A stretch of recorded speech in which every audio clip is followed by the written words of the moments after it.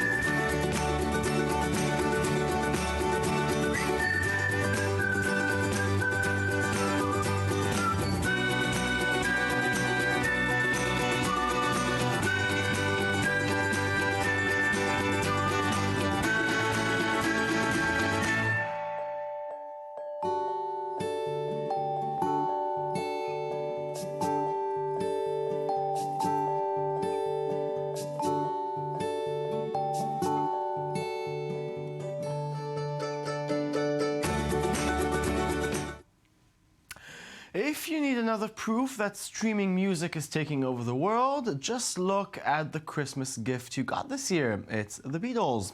For Christmas Eve, the full Beatles catalog has become available on 9 separate music streaming sites, including Spotify, Apple Music, Google Play, and Amazon Prime.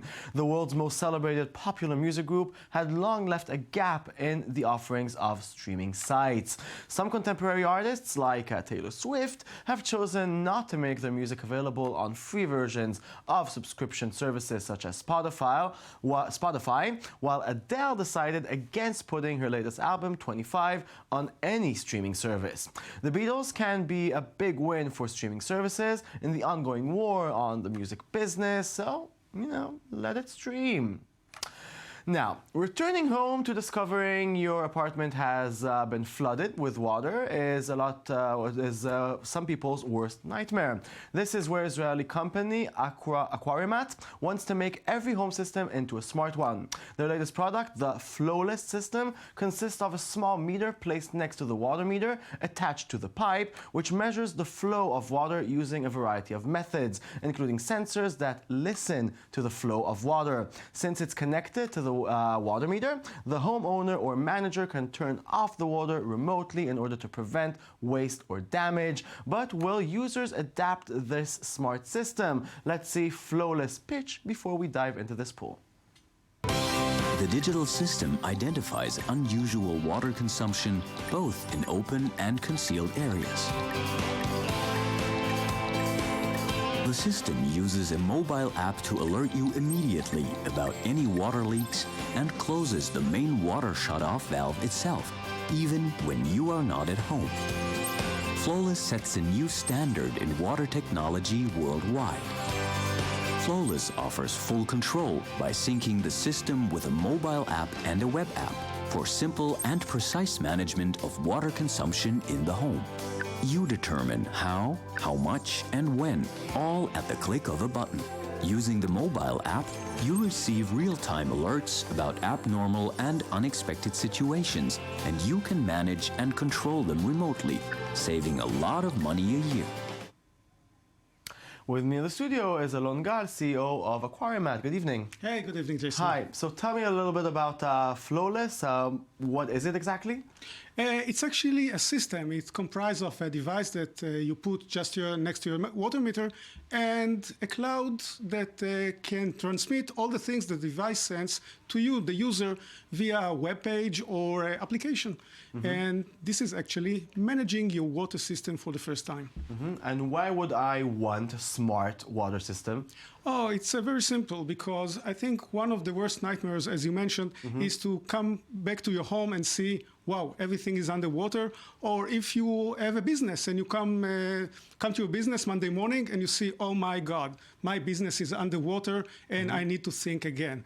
This is one of the things that we think it's an act of God. And, you know, like an earthquake. You know, against the act of God, you just buy insurance. So, hey, you should buy insurance, but we have some measures to help you prevent any major damage. Just out of curiosity, what's the statistics about the situation when people leave their water open and they flood everything? Oh, it's amazing, amazing. We already crossed 1,000 systems right here in Israel, and almost 20% of our customers has some sort of a leak right now in their home, 20%. So you mean also small leaks? Yeah, I mean, we can detect, this system can detect from tiny leak of fractions of liter per hour, of course, to big leaks like hundreds or thousands of liters per hour. Interesting. You know, we talk about, and we have hosted here on the show, many companies with smart home gadgets. You know what, before that, do you want to show me a little bit of the app before we... Oh, the app is very simple. It's let you, the user, be able to connect to your water system. You actually, first of all, can see how much water you use this month relative to the average and relative to all the other months you had. But you can actually drill down to a matter of days and even hours, and understand, if you like, how much it is in your local currency. But more important than this, you can remotely control your water. If you see something abnormal in your water consumption, you can actually open and close the valve. But hey, you don't need to be alert 24/7, because the system does it for you automatically. Okay, so thank you. It looks really good. So as I said, we've hosted you many shows with smart gadgets for the home, and yet smart gadgets for the home are not really catching yet with people. Why would you, would you explain that? Probably, you know, people are a little bit conservative. They are afraid that the big brother will control them through their application and stuff. But we think that people will realize eventually that this is just a way and a measure to manage their life more easily, to actually save a lot of money, because water consumption awareness and electricity consumption awareness can help you a lot, just saving or reducing your bottom line in your home, your business, everywhere. So it's a slow trend, but it will catch eventually. Eventually, yeah, well, you have to be optimistic about it. I think one of the problems maybe is that, you know, if each product has its own system and the things don't talk to each other, then I imagine a future with many, with maybe too many remote controls or too many apps in there. What do you think about that? You're totally correct. So we don't like to be like a stovepipe device. We like to see that our device is connected to the home or the smart home. So practically those who distribute this system here and abroad will be security companies. Like if you have a security system in your house, this will be another rider, another system in part of your security system. And of course, the companies that sell home automation will sell it as part of this home automation, and it will connect together. Sounds good to me. Thank you very much, Alon. Thank you very much, Jason. Okay.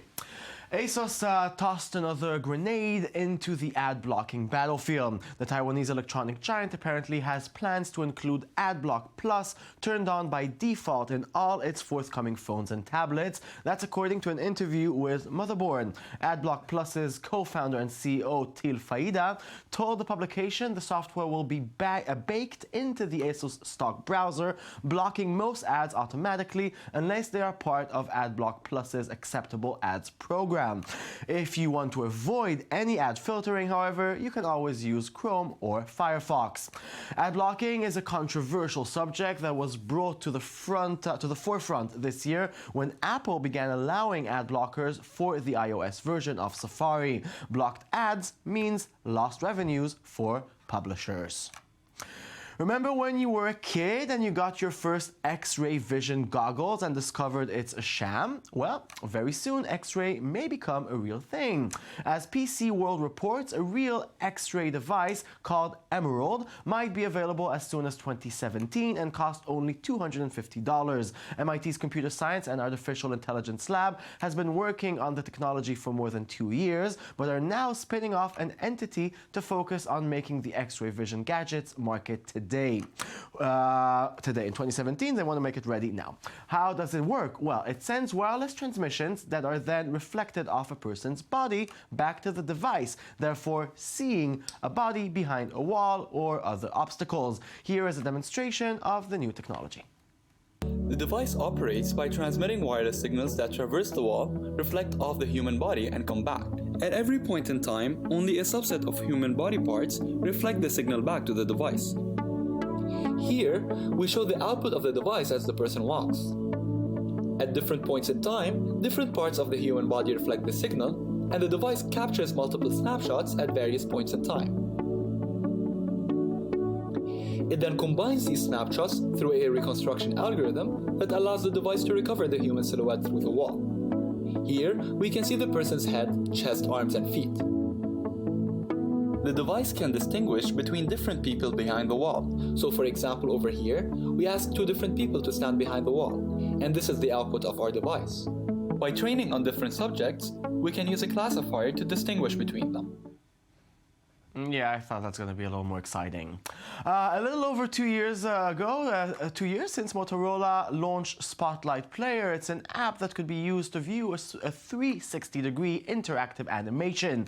Initially limited to the Moto X before being rolled out to other Android devices, you move your smartphone up, down, left and right to choose which part of the scene you want to view. Google held onto the team when it sold Motorola to Lenovo, and it has now launched Special Delivery, a holiday-themed spotlight story from Aardman Animations, the creators of Wallace and Gorman.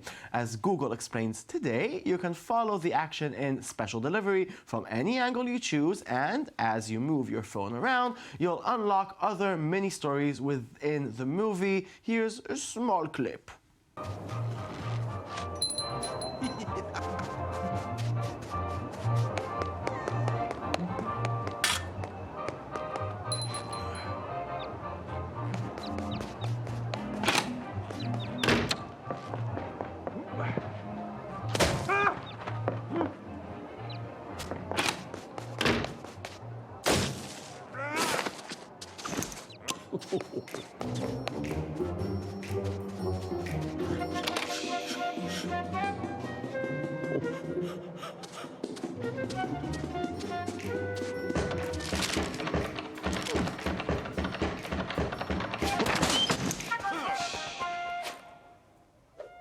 Remember Boston Dynamics? Yes, the robotic company Google bought that makes the creepiest robots ever. Well, now they've sent a Christmas video card to the world, and it's disturbing. Of course, take a look. Jingle bells, jingle bells, jingle all the way. Oh, what fun it is to ride in a one-horse open sleigh. Hey, jingle Happy holidays from Boston Dynamics. all the way. Oh, what fun it is to ride in a one-horse open sleigh. Oh, wow. That's like the first scene of the horror movie before they rebel for being treated like that. You should be careful there, Boston Robotics.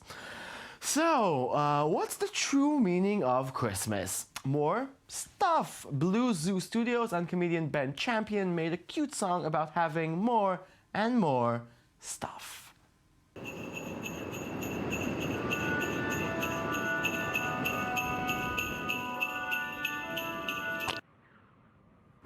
Forget about the joy of giving.